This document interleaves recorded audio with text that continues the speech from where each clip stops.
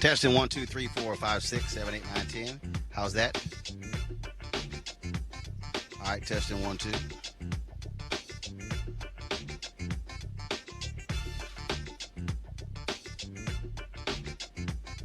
trying to connect to it. I'm gonna get up. I'm gonna get up. Oh, what do you need me to do? That way. I know that. All right. Go that way. My left.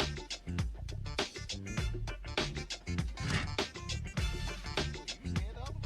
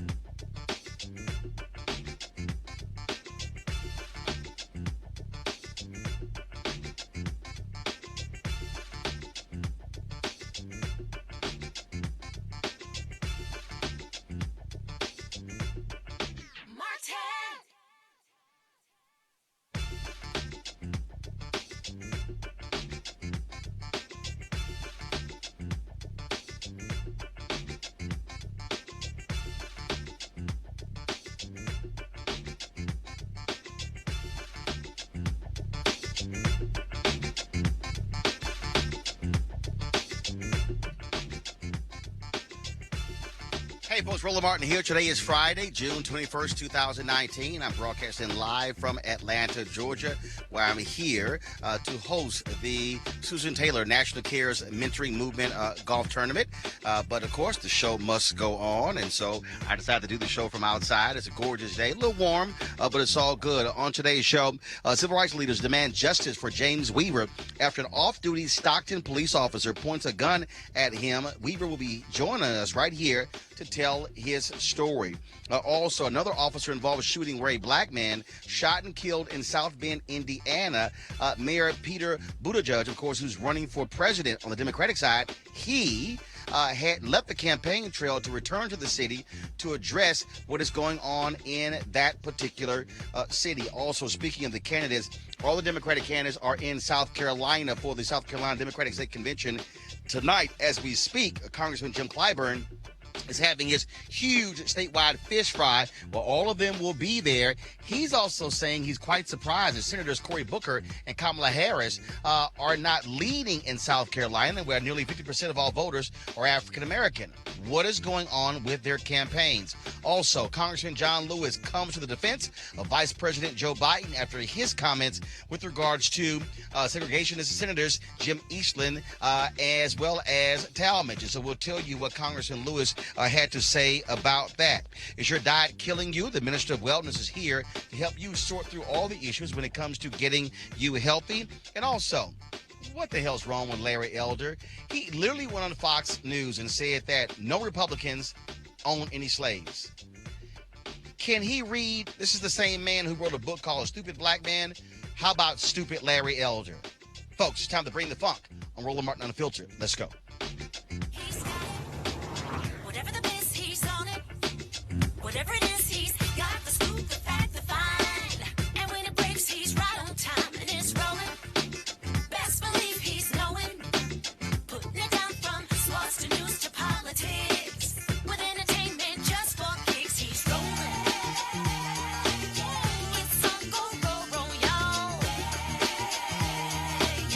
It's Roland Martin, yeah. Rolling with Roland now. He's funk, he's fresh, he's real, the best, you know he's Roland Martin now.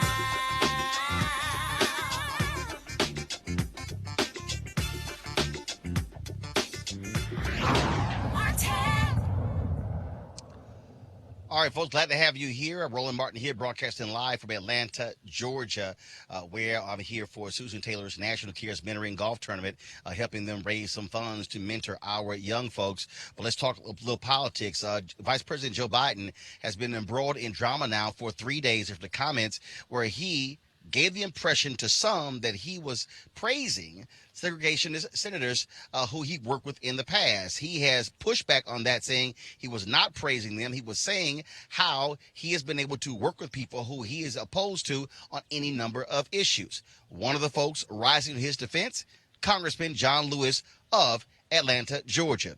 Congressman Lewis said he was not offended by what Vice President Joe Biden had to say, saying that he too has had to work with people who on the other side of the aisle who he would disagree with on any number of issues. Let's break this thing down with our panel. Joining us right now is Eugene Craig, CEO, Eugene Craig Organization. Joining us via Skype. In studio, we have Erica Savage Wilson, host of the Savage Politics Podcast, and CJ Jordan, CEO of Jordan Management Group. I'll start with you, Erica. To have Congressman, first of all, several members of the Congressional Black Caucus have come out in support of Congressman Joe Biden. Congressman Cedric Richmond, who has already endorsed him, he said that there was a meeting the other night that took place between Joe Biden and several members of the CBC. We do also know that Senator Cory Booker and Vice President Biden had a phone call a couple of nights ago.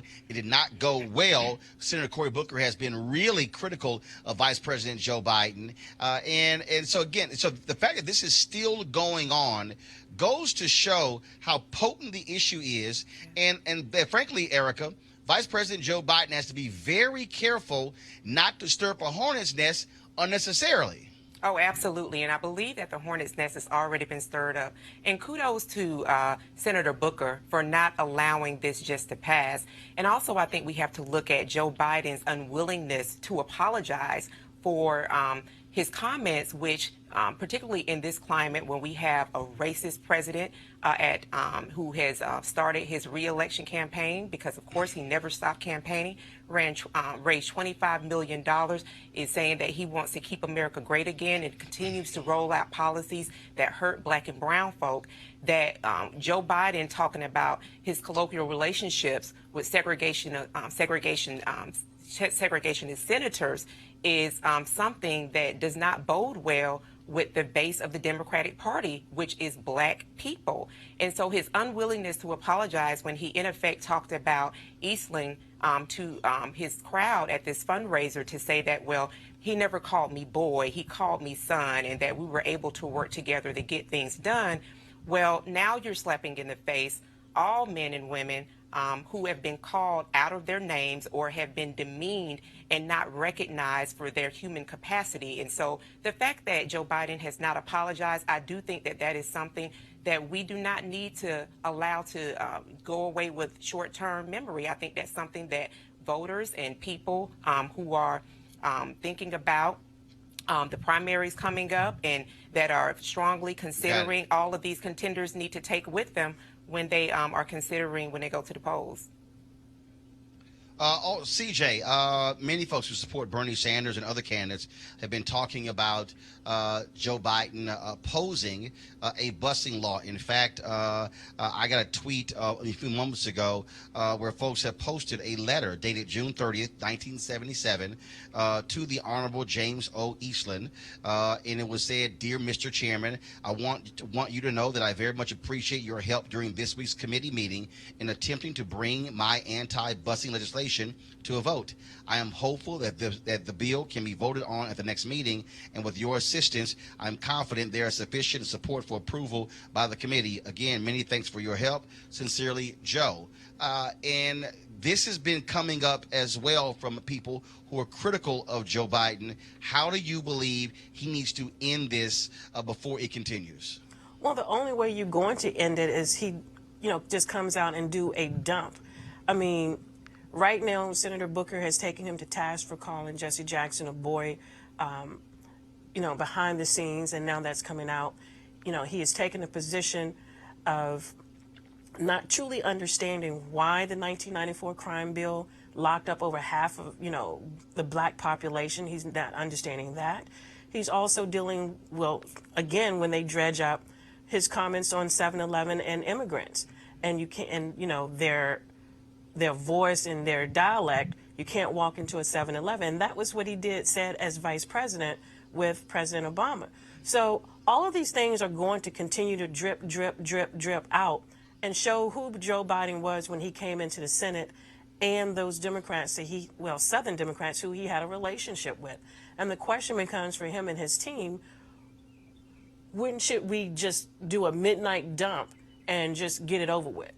Because until he does that, it's going to continue. Right. Eugene, again, the fact that this continues to go on, and first, again, you had Congressman Jim Clyburn, Congressman Cedric Richmond speak on this issue. Now you have Congressman John Lewis. If you're the Biden campaign, you want this thing put to bed so you can begin to focus on the issues. And do you believe that he is able to get past this? Or as yesterday, as one of our guests said, like, look, if you're Cory Booker, you need this because, frankly, it's giving his campaign life. It's giving Cory Booker's campaign life. I mean, my prediction was that by fall, Cory probably just be focused on his reelection for U.S. Senate. But it's given his campaign dramatic life because now he's seen as taking on the front runner. He's seen as being a David fighting a Goliath. If I'm Team Biden, I think, look, you just simply issue an apology. It's a misunderstanding, maybe even a misquote, a miscommunication, and keep moving forward. I think nobody questions Joe Biden's commitment to civil rights or voting rights. I don't think anybody questioned John Lewis or Jim Clyburn or Cedric Richmond, who are all, strong African-American leaders that have, stood up to Trump, that have stood up to, hardened racists and segregationists that are still sitting in the United States Congress today. But the thing is this, at this point in time, you have a media circus, and the only way to deal with the media circus is simply just apologize, move forward. We live in a 24-hour news cycle. We live in a news cycle where stories last a day. It will be on to the next story if they don't keep stretching out with Joe fighting this. Well, let's go. Speak of the next story. Let's go to that where all the candidates are in South Carolina, including Joe Biden. They all are attending Congressman Jim Clyburn's fish fry. He, of course, is the only black Democrat from in Congress. You have Senator Tim Scott, who is a United States Senator. And so everybody is there for the fish fry of Congressman Jim Clyburn. He made some interesting comments today in an article in Politico where he said he is very surprised that Senator Cory Booker and Senator Kamala Harris have not been able to catch on in South Carolina. Nearly 50% of all voters in the Democratic primary there in South Carolina are African American. Everyone assumed that South Carolina was going to be the place where a Senator Kamala Harris or a Senator Cory Booker could really pull away with a win. But the reality is, right now in the polls, as you look at it, you have Joe Biden leading among black voters. Bernie Sanders is second among black voters. You have Elizabeth Warren. Then you have Kamala Harris. Then you have Pete Buttigieg. Cory Booker is around 4% among black voters. Eugene, starting with you, I tried to tell people after Obama it was going to be different for the next African American running for president. They were not going to get the same runway that Obama did, and we're seeing that. Yeah, and the things that also led up to Obama getting that runway. If you recall back to 2008, it was pretty tight in South Carolina until we had Bill Clinton's "This is a fairy tale" situation, and then black community really rallied around Barack Obama. But one thing when it comes to the polling right now, I think what people have to be careful about is that polls, and this is something we learned in the 2016 Republican primary. The polls are simply a reflection of who's getting media attention and media coverage. So, you look at Joe Biden and Bernie Sanders. They're high name recognition. Bernie ran in 2016. Joe Biden, Barack Obama's former VP. Now let's look at Elizabeth Warren and Pete Buttigieg. Buttigieg is literally a creation of the media, and Elizabeth Warren has, for the last 2 weeks, beginning just glowing media coverage. Finally, being that she's been putting out a plan a day. And Harris and Booker, they're at where their natural places are with their campaigns. We'll see what happens over the next couple months or so. But right now, it's literally the polls are literally a reflection of who's getting what media coverage. And you can see that who rises and who falls. Erica, again, when you look at this, yes, it is very early. The first debate isn't until next week. But the fact that you have two black candidates running, I'm going to go back to 2004. I remember I made a bet in 2004 with Keith Cleanscales. Keith Cleanscales was running Vanguard Media, and so I was, of course, I was the news editor for Savoy magazine, and he was supportive of Reverend Al Sharpton. And he said, Roland, Reverend Al Sharpton is going to win. He's going to win South Carolina. I said, no, he's not. I said, Reverend Al Sharpton has no shot at winning South Carolina. I said, Kara Mosley Braun has no shot at winning South Carolina. I said, black voters are smart. Black voters are going to sit there and say, who do I think can win in the general? That's what I think that you're seeing right now with the current polling numbers. Booker and Harris are going to have to prove themselves to black voters. But black voters are saying, I want to beat Trump. And look, who do I think can beat Trump? Right now, they're saying Biden, Sanders, Warren. Sure, and I agree with Eugene as well that largely a lot of what we're seeing in the polling is really reflective of media darling and also Obama nostalgia around Joe Biden. And black voters are absolutely pragmatic. They're very smart. But it is very early, Roland, and so we do have, we're the summer months, so people are on vacation. People's attention is not really focused on what's happening during the summer. We're engaged with it because this is our job. This is what we do. But I would say let's start looking around September, November, the later months as we start pressing towards the primary to when people will start digging in, focusing, paying attention. The kids are in school. The schedules are a little bit steady. But right now, it's just a bit too early. And you're absolutely right that because black voters are, again, pragmatic, that a candidate is forced to choose to make a real plea and a pledge to black voters, which I think that they should. CJ. Well, I think the first thing is when, it's also showing that black voters, particularly Democratic black voters, are not monolithic. And when you start beginning to look at policy and geographical diversity, the question that you have to ask based on Senator Booker being from New Jersey, Kamala Harris from California, and their policies, do their policy positions prior to coming to the Senate align with those black voters in South Carolina?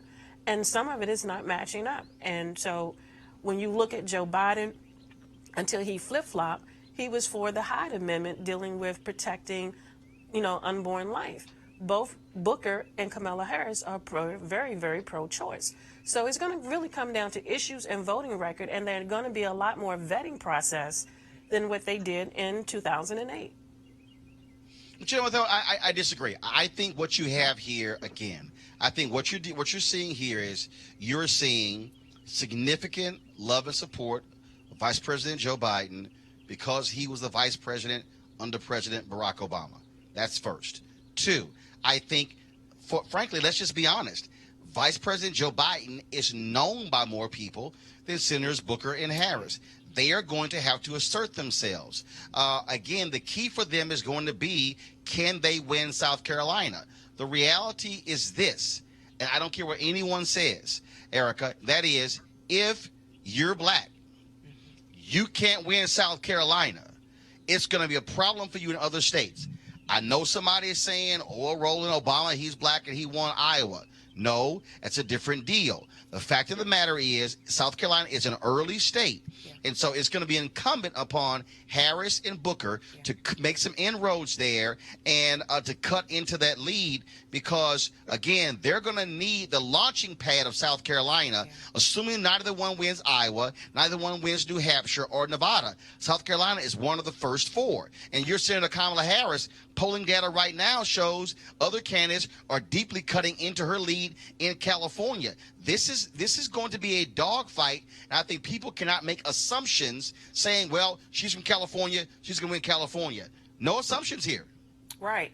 But I think that this does bode well for black voters, particularly because South Carolina has 60% black Democratic voters in the state, to really have candidates vie for their vote. So while Biden, the swath of the vote, the swath of the support that he's receiving is largely based off of him being the VP under the first African-American president of the United States, still those candidates that are polling low at this moment really do need to dig into defining what their black agenda is, talking about policies that greatly do impact and uplift black and brown communities. So I think that South Carolina is important, and I also believe that it is something that all of the candidates need to take very seriously as it relates to the black vote. Last point here, Eugene. Again, first debate is next week. The way it stacks up, Elizabeth Warren is in the first debate with Cory Booker and as well as Beto O'Rourke. Second debate, Harris will be on stage with Sanders and Biden. Both of them are going to really need a strong showing out of the gate to be able to show that they can compete with the big dogs. Yeah, I agree. I think, I think Booker probably has the better of the advantage than Harris does. But I think, if you're Warren and Booker on that first night, you have to own the debate stage. You have to own the debate night. You have to control the discussion. If you're Harris on the second debate night, you got to show that you can assert yourself, being the only black woman in the crowd of largely white men on that stage. And so I think they both have great opportunities with huge possible rewards on them. And we'll have to see what happens. All right, folks, so let's go to our next story. An off-duty California cop was caught on video detaining a man at gunpoint during a road rage incident. Footage taken by the victim's friend shows police officer Kevin Hatchler standing over Weaver, holding him at gunpoint. Folks, watch this video. All the way down on your face. Don't move. I'm not going to keep telling you. What's the problem, huh? Oh, what's the problem? What's the problem?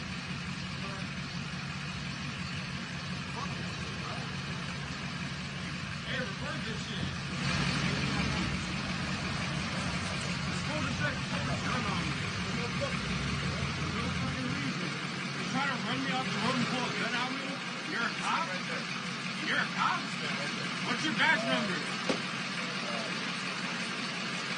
What's your badge number? Legally, you gotta give me your fucking badge number. Give me the badge number then. I'm gonna call your main fucking deputy down here. 1641?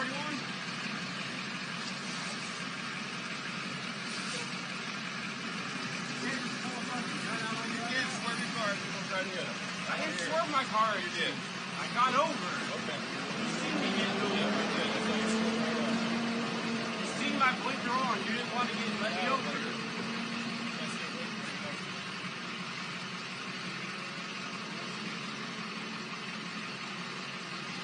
pulls out a 9mm on me. Absolutely nothing. Because he didn't want to let me over on the freeway. Great bitch move. I'm over here trying to buy a car. This man ain't got nothing better to do. What was your badge number again? What'd you say it was? What was it? What was the badge number? I'm pretty sure that's illegal too.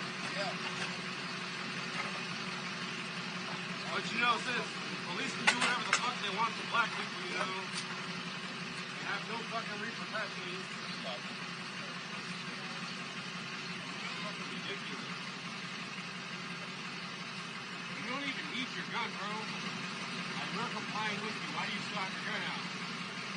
He ain't running. I ain't running. You really think that's necessary? You know I can handle that gun? Now, while he was on the ground with the gun pointed at him, 3 children ages 1, 3, and 12 were in his car.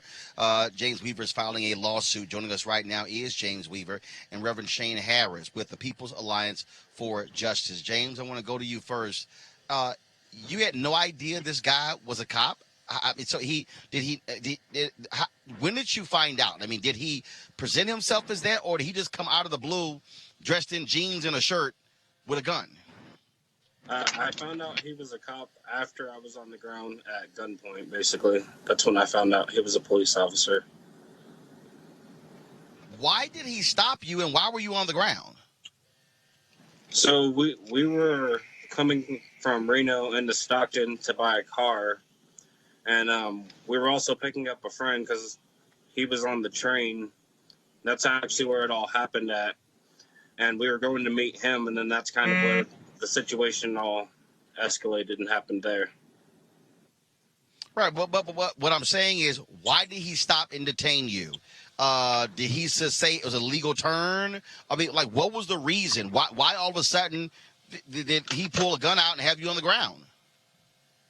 He said that I swerved and tried to hit him, and I was driving erratically.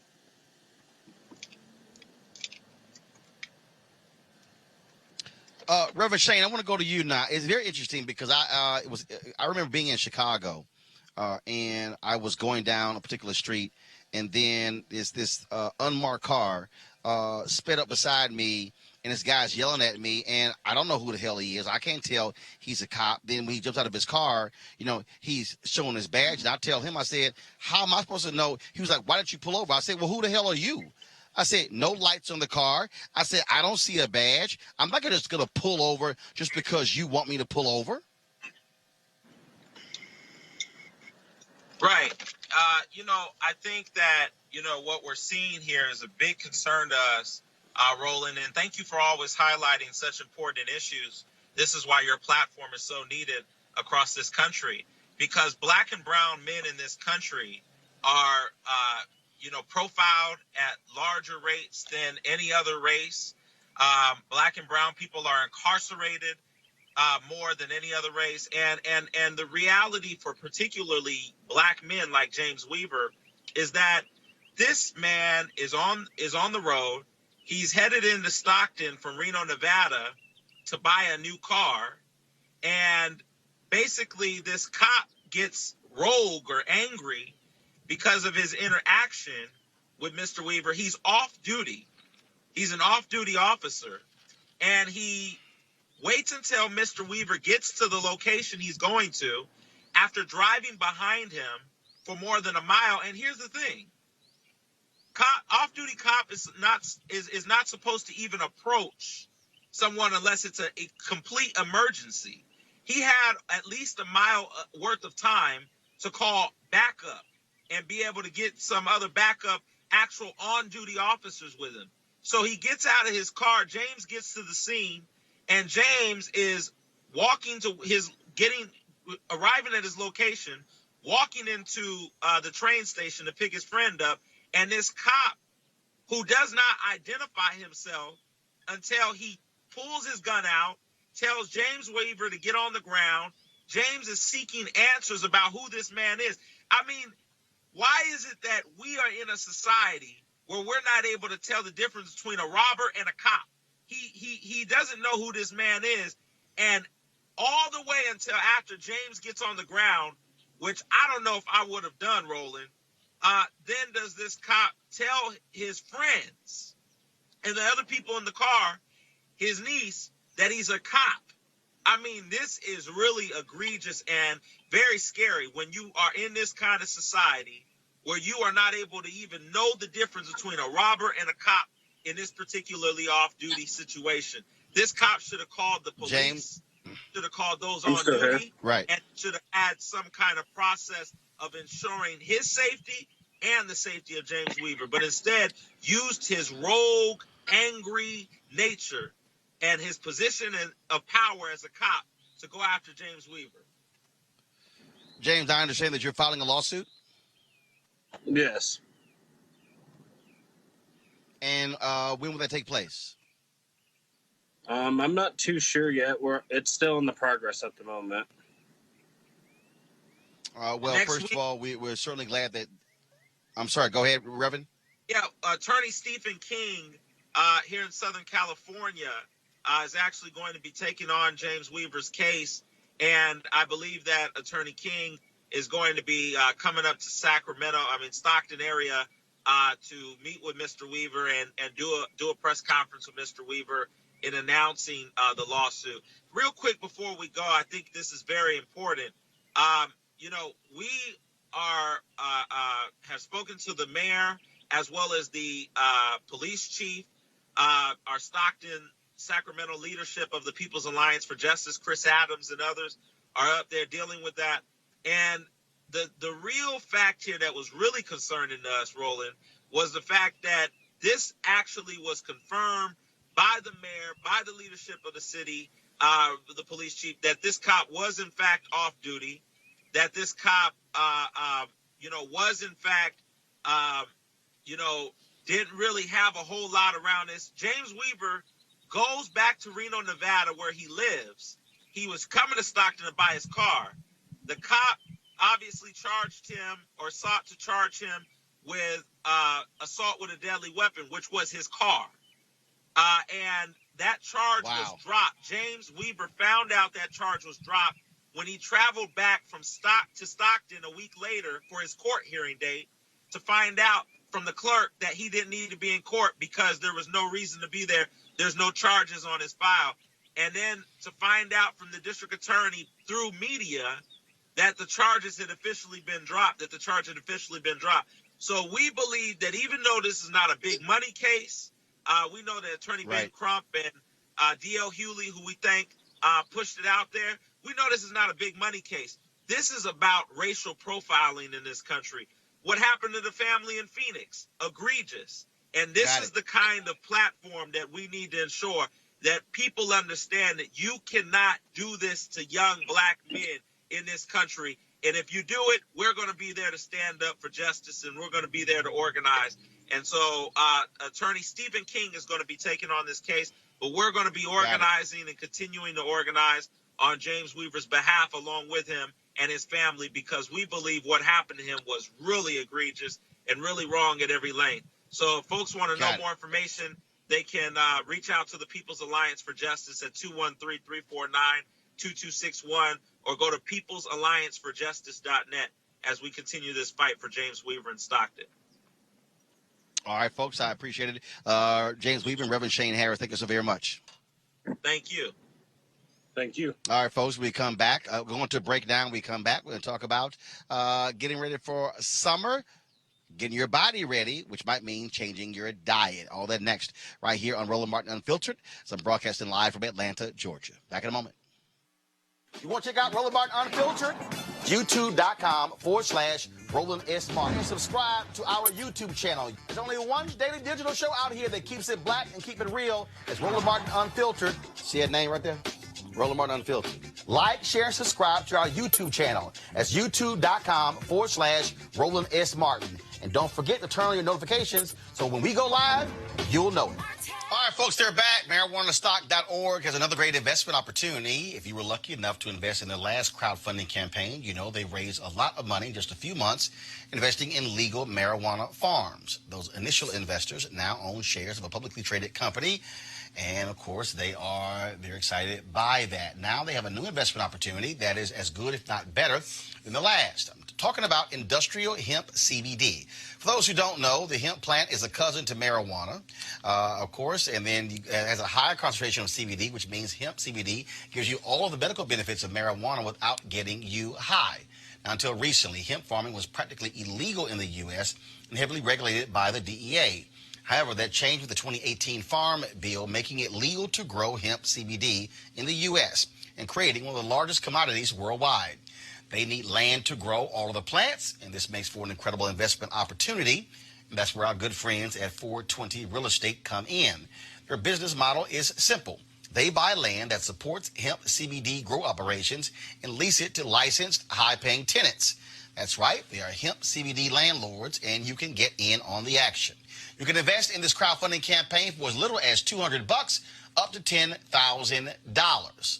All right, folks, all you got to do is go to marijuanastock.org. That's marijuanastock.org if you want to get in the game, and if you do so, do it now. All right, folks, welcome back to Roland Martin Unfiltered. Now, today, of course, is the first day of summer, and people are already posting their photos by the pool, by the beach, and there are others who are saying, I'm not doing any of that because I don't look the way I want to. Well, part of that is also not just exercise, but it's also what we eat and when it comes to losing weight. And so joining us right now to talk about this is Nathaniel Jordan. He is the Minister of Wellness. Nathaniel, how you doing? Hey, I'm doing good, brother. It's an honor to finally speak with you.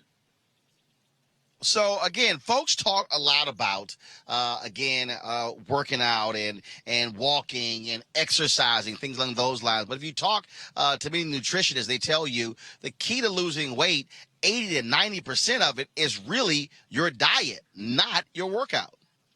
Correct, and I'm a living witness because I lost 100 pounds. And I've kept my weight off for 7 years. And I also reversed the killer of 400 black men every 3 days, and that's heart disease. And I want to tell you also, Brother Roland, the response that I received from the lecture that you live streamed that's still up on your page is still, I'm still getting feedback from that. People lives have been transformed. So I just wanted to throw that out there and to say thank you. You should see some of the testimonials I got from people changing their family's diet and reversing even mental illness. But diet is the cake, and then exercise is the icing on top of the cake. We have to change our diet.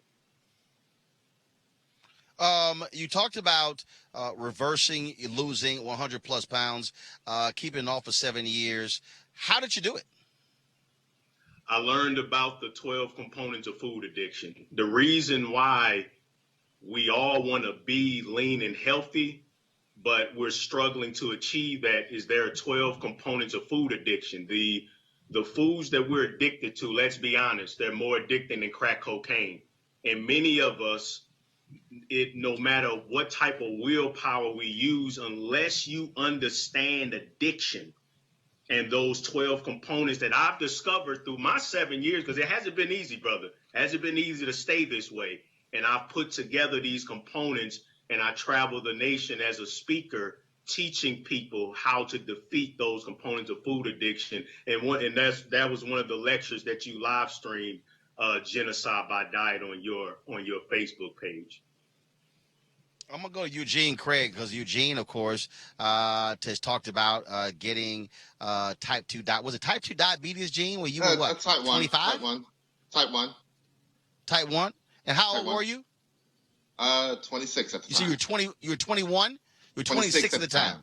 And so Eugene, what question do you have for the minister?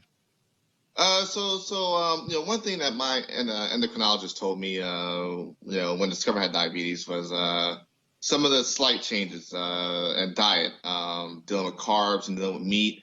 What are some of the minor things that could have major impacts that people could do? Because sometimes it's the slight changes in your lifestyle that could have the major impact on how you live. Well, we want to eat a diet that's based on fresh fruits and vegetables. It's the micronutrient content, the vitamins, the minerals, the natural phytonutrients within plant foods. It's the old saying, let food be thy medicine and medicine be thy food. The foods that have the most medicines are fresh fruits and vegetables. The problem, brother, is that we have lost our taste for real food, and we have become addicted to fake food. And our addiction is so strong that we call fake food, we call real food rabbit food, and fake food is human food now. So we have to flip that. Define fake food. What do you consider fake food? So fake food would be the foods loaded with all the toxic chemicals. So you have takes an Oreo cookie or the Twinkies or the donuts and cakes with the paragraphs full of ingredients you can barely pronounce. Then we have to consider where our meat is coming from. They're sticking them with loads of hormones and antibiotics, and the diet they're feeding them is unnatural. So I consider those fake food because they add no nourishment or medicinal value to our body, and more importantly to our brain, which is something that we're underestimating, which I have a whole lecture that I focused on concerning that. So those are the food, I call them Franken foods. They're designed in the laboratory. They take the whole plant foods and manipulate them, and we get all of these fake foods that are in many places are the only options that people have to eat. Erica. For joining us, and I just wanted to say, oorah, my father is a Marine, served for over 20 years.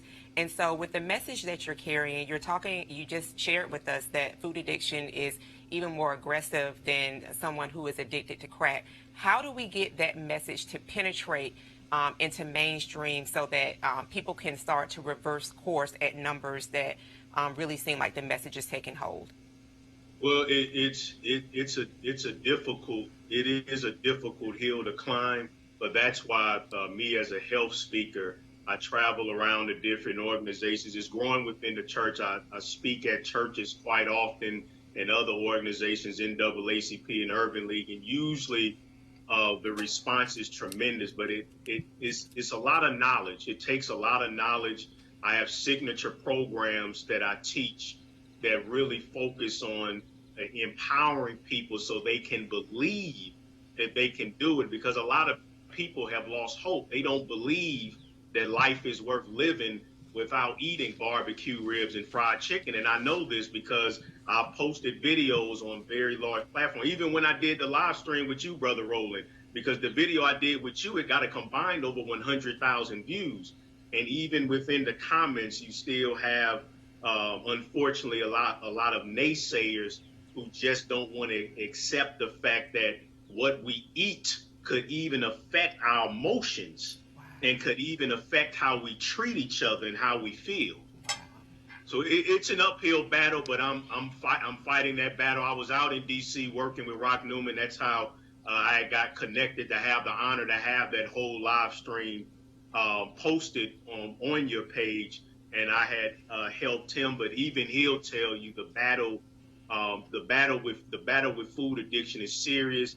I don't know anybody who has these 12 components like I do, and that's why I appreciate you all's help in giving me these type of platforms to let people know that, hey, I've reversed heart disease.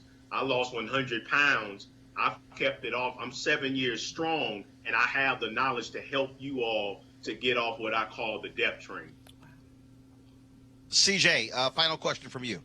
I think one of the things I would love to know, when people talking about the fruits and vegetables, because I grew up on a farm, and the fact that they would have to convert back to using that as a primary means, particularly for women, there often comes a pH imbalance. What do you share with folks as they're beginning to restructure their eating habits and natural ways to stabilize their pH balance for women? There's definitely a period of detoxing that we have to go through. That's actually one of the components of overcoming food addiction, is the withdrawal and the change that goes on in the body. However, it doesn't take too long, and I have tremendous success stories. If you go to my website, theministerofwellness.com, I have dozens of success stories pouring in across the nation, and most of my success stories usually are women. And I do want to encourage sisters out there that I tell you that my female clients, they lose weight just as quickly and just as permanently and reverse their conditions just as fast as men do. So it's just an initial period of letting the body change. But when you really dive into it, it shouldn't take any longer than 1 or 2 weeks. Nathaniel Jordan, we appreciate it. How can people reach out to you? Well, I'm on YouTube, The Minister of Wellness. I have a 12-part series covering each component of food addiction. My website for seminars is nathanielJordan.com. I have books, DVDs, and supplements at theministerofwellness.com. Theministerofwellness.com. I'm the only one in the world, and that's how you can find me on any social media platform. All right. We certainly appreciate it. Thank you so very much for joining us. Yes, sir. Thank you. It was an honor, brother. All right, folks, going to a break right now. We come back. Where are the black people going in Chicago? They're losing their black population. We'll discuss that next. Roland Martin Unfiltered, back in a moment. Hey, fam, I want you to like, share, and subscribe to our YouTube channel, youtube.com/Roland S. Martin. And don't forget to turn on your notifications.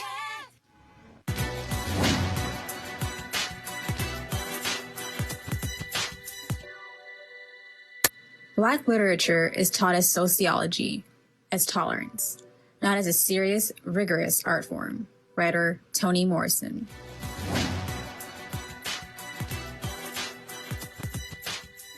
Okay, all right. Yeah. All right, folks, let's talk about what's happening in Cook County. According to the U.S. Census, they're continuing to lose black people and white folks. The Hispanic and the Asian population continues to grow. At 1.2 million, African Americans still make up. Cook County is still the largest county of African Americans in the country, but they lost 75,000 African Americans in the last year. So what's going on there? I want to talk about this with our panel. Eric, I want to start with you first. The reason that this is important because now what you're talking about a shift in terms of control of cities and counties. You look at Washington, D.C., of course, used to be known as Chocolate City. It's barely Mocha City right now. And so even though you have a black mayor, the reality is this city is changing. Right. Now, the benefits of that, you're seeing African Americans who are moving into Prince George's County and Montgomery County, but population shifts where you've had significant black population also is going to lead to changes in those places. And so Chicago has to figure out what do they do about this. Clearly, a lot of people leave. I know personally people who are leaving because of the violence in that city. Also, for some folks, it's the cold.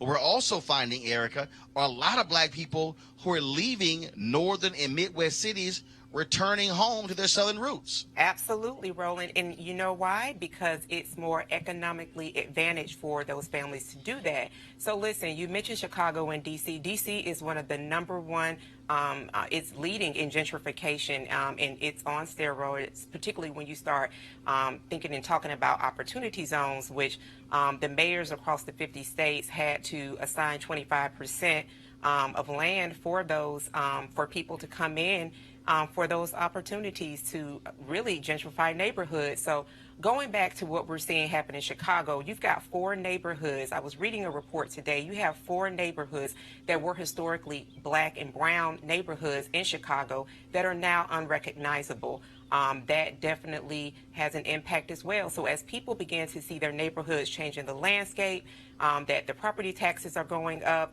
as you mentioned, people are returning not only to their roots, but to a place where they could grow their families and it won't hit them as hard in the pocket. Eugene, the point that she makes about economics is really critical because the reality is when you talk about living in the Northeast, living in the Midwest, a lot more expensive than it is living in the South. When you look at the price of homes, things along those lines, let's also be honest, when you look at some of these states like Texas, where you have no state income tax, black folks are saying, you know what? Yeah, those states might be different. They might be deemed red states, but for many of us, that's home. Yeah, and the other part of it is that a lot of these states have growing economies in comparison to a lot of the states that they're leaving. Illinois is from a broader standpoint, is in a fiscal crisis year in, year out. In particular, Cook County, with a lot of the redevelopment, um, the home prices are rising, but the economic opportunities aren't rising. And so what you're seeing is that you're seeing, Atlanta become what, Detroit was. You're seeing what a lot of cities in Texas become what the North was, 50, 60 years ago for Black people. And so it's a lot of it, a big part of it is economic. A big part of it is the accessibility of economic opportunities and cost of living. CJ, this also has an impact on politics. One of the reasons that you're seeing Reverend William Barber and others push so hard in these southern states because they want to ensure that Black populations are being able to benefit from these population shifts. And we better understand that moving for economics is one thing, but we want to ensure that our power is also not diluted while that happens. Well, the one thing that data also showed was the increase of Hispanic growth also in southern states and in southern cities like Atlanta, like in North Carolina. And so, the African American community, we really need to have a discussion amongst ourselves of what does this browning of America mean for us when we have been the majority minority? Because we're going to be not the majority minority anymore. And how do we continue to progress and get our community move ahead? First of all, we're not the majority. First of all, we're not the majority minority right now. I mean, for actually, the Latino population is larger than that of the African American population. So that's the way it is right now, anyway. Well, but again, what I was saying is, how do we come together to really deal with the transformation of this population shift? Because we have been the majority minority for a long time, and so now we have not. We lost that a while ago. Again, I was saying, Roland, for a long time we were, but that population shift is happening. And so how do we, as the Black community, really become accustomed to what this new meaning means? Because there are still some cities where we are still the majority minority, but that is rapidly changing.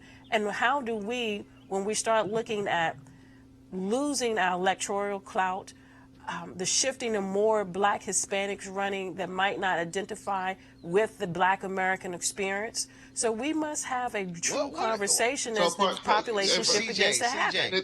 CJ, I'm sorry. What are you talking about? What am I talking about was the data that you just talked about. Hold up. One second.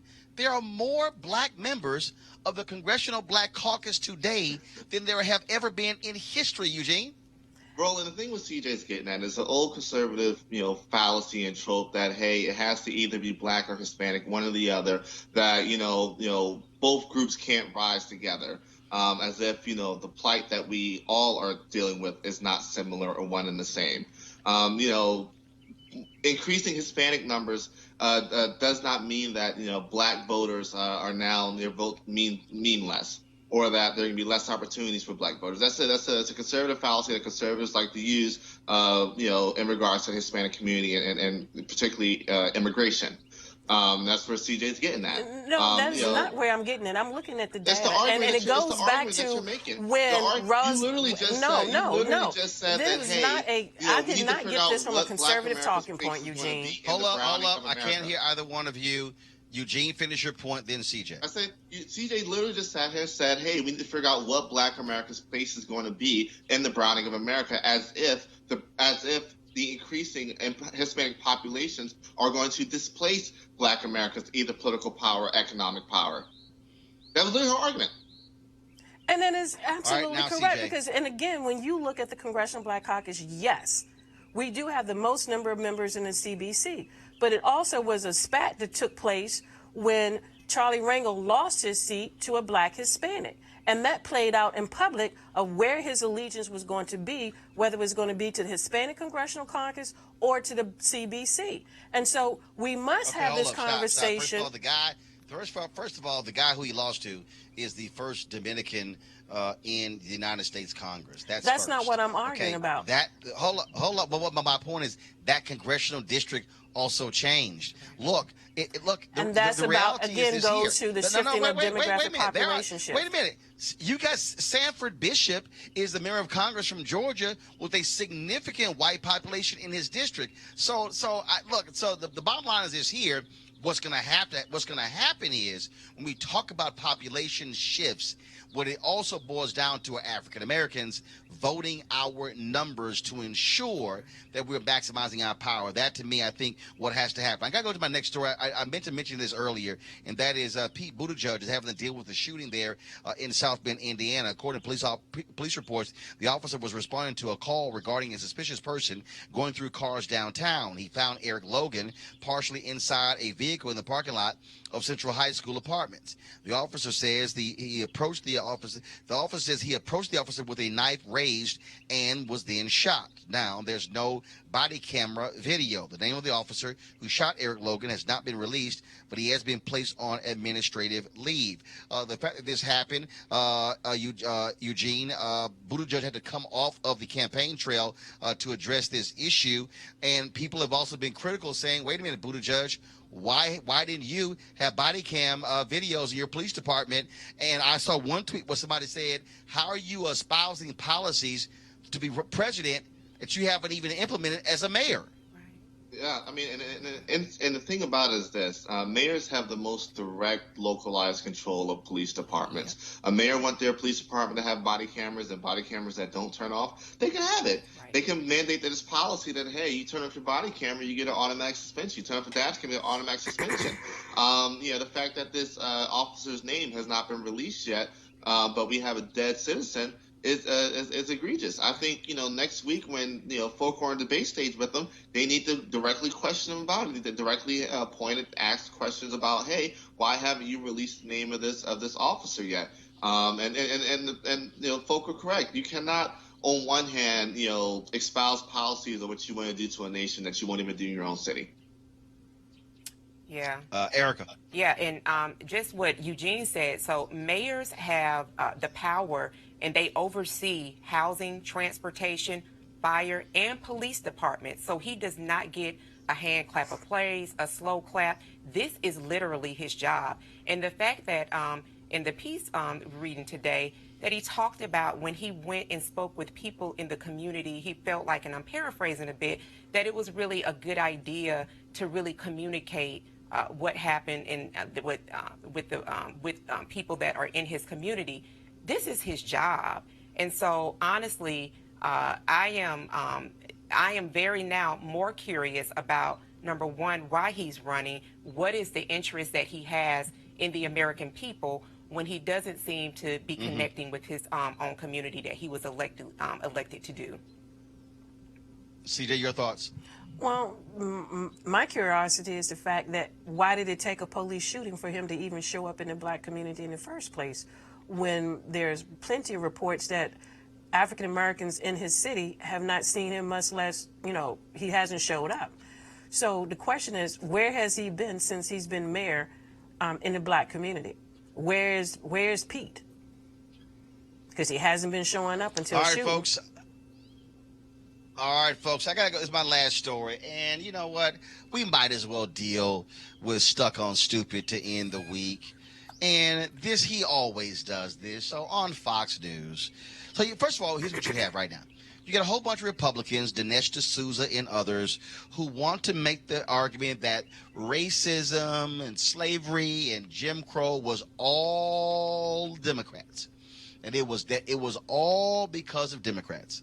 So Larry Elder, of course, the one who wrote a book called Stupid Black Men, sounded like a stupid person when he went on Fox News and said this.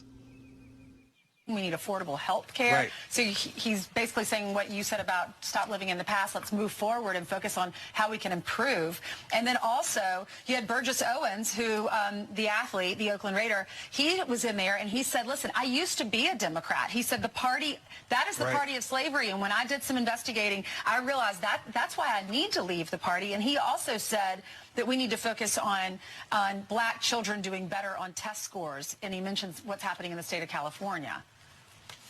Well, that's right. Only about 5% of white people have any sort of generational connection to slavery. The government did not own slaves. Republicans did not own slaves.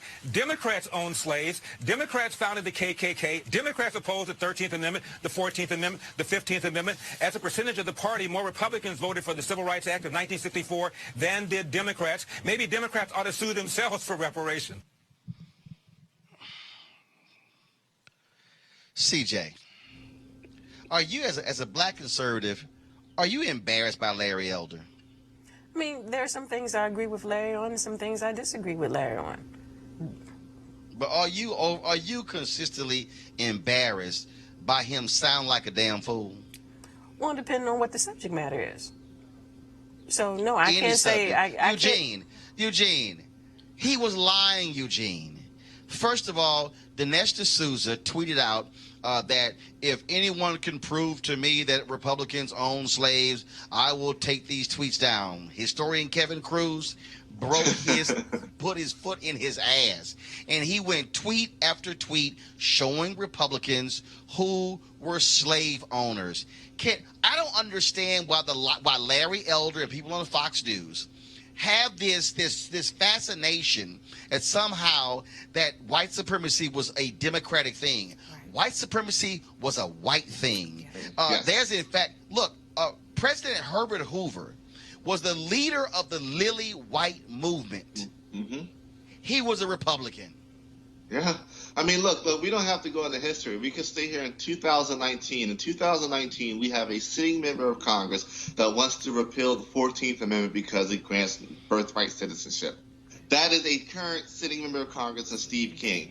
I'll answer your question. As a black Republican, as a black conservative, hell yeah, I am absolutely every day embarrassed by Larry Elder and a lot of other folk that get airtime on Fox News. It's absolutely embarrassing. It's embarrassing to the black community. The thing is this. There may be hard for folk to directly tie their ancestry to the direct slave owners. But I put it like this: every single white person in America has benefited from the institution of slavery and the way a lot of policies and economic opportunities are applied today. If we didn't have the economic history that we have here in this country, there'd be no need for set-asides. We would have to have this conversation. But because of redlining, because of the need of things like the Fair Housing Act and the Voting Rights Act and the Civil Rights Act, here we are today. Erica, it's a lie. Republicans did own slaves. Democrats own slaves. Guess what? There have been racist Democrats, racist Republicans. And what Larry Elder also does not want to own up to, that Southern Dixiecrats align with conservative Republicans to try to stop the Voting Rights Act of 65 and the Civil Rights Act of 64. What Larry Elder also does not want to mention is that it was Republicans who also filibustered the Fair Housing Act. It was a Republican, who was like, we're not moving on this.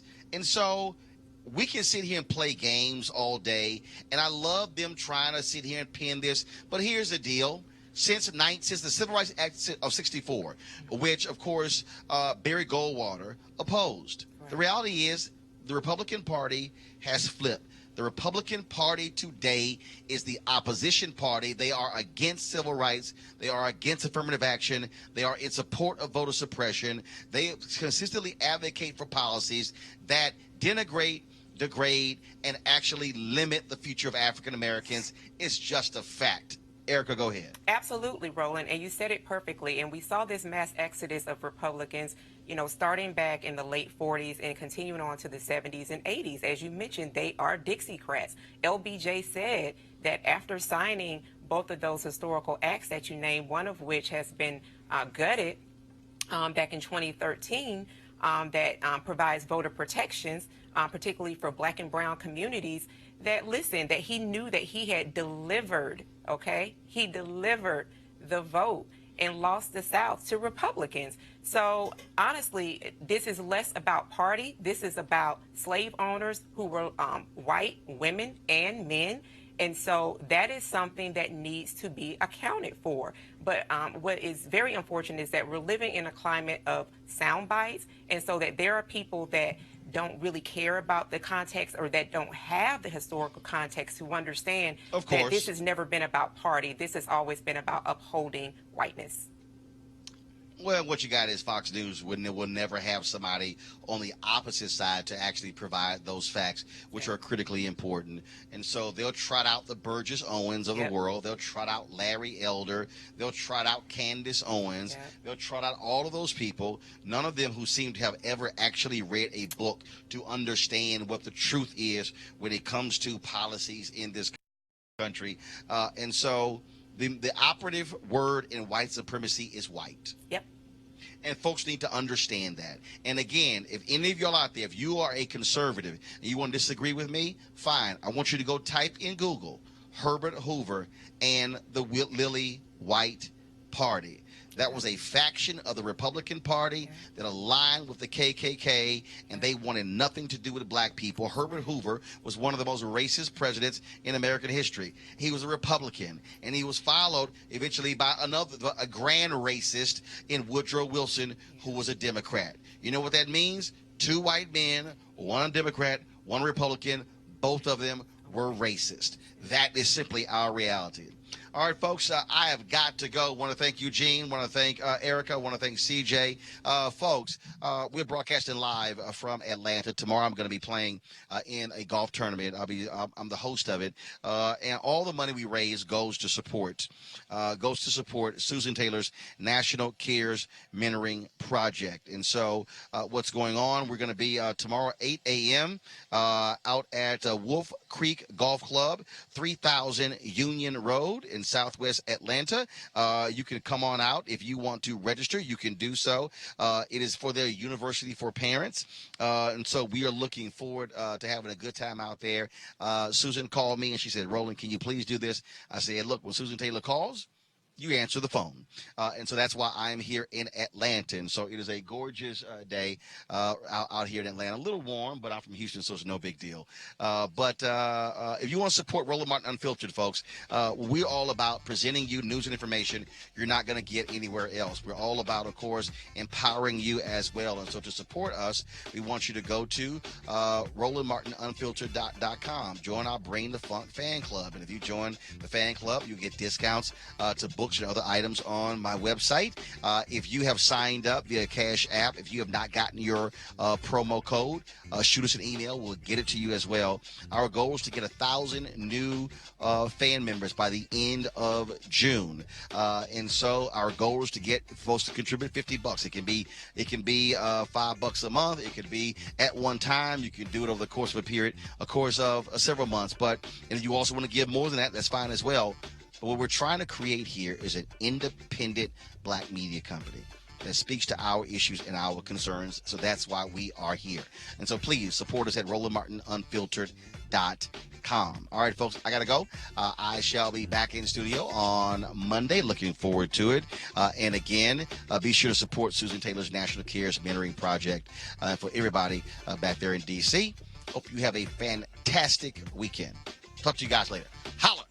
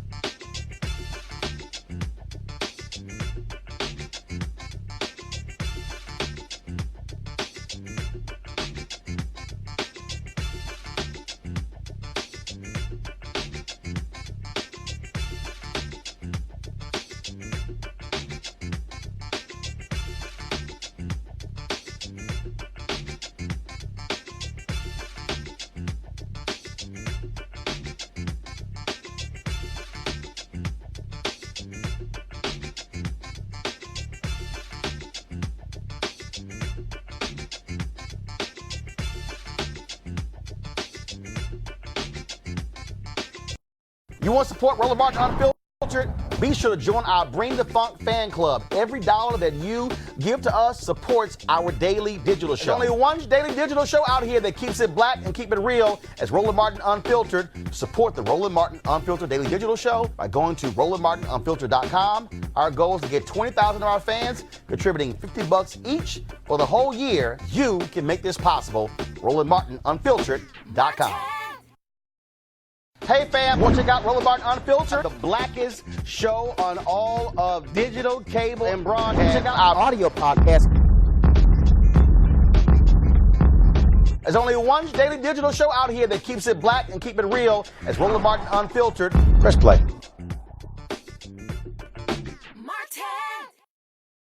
Hey everybody, this is Sherry Shepherd. You're watching Roland Martin Unfiltered, and while he's doing Unfiltered, I'm practicing the wobble. Yes, I am. Because Roland Martin's the one, he will do it backwards, he will do it on the side. He messes everybody up when he gets into the wobble, because he doesn't know how to do it, so he does it backwards. And it messes me up every single time. So, I'm working on it. I got it. You got Roland Martin. Hi, my name is LaToya Luckett, and you're watching Roland Martin Unfiltered. What's going on, everybody? It's your boy Mac Wiles, and you are watching Roland Martin Unfiltered. What's up, y'all? It's Ryan Destiny, and you're watching Roland Martin Unfiltered. What up, Lana Well, and you are watching Roland Martin Unfiltered.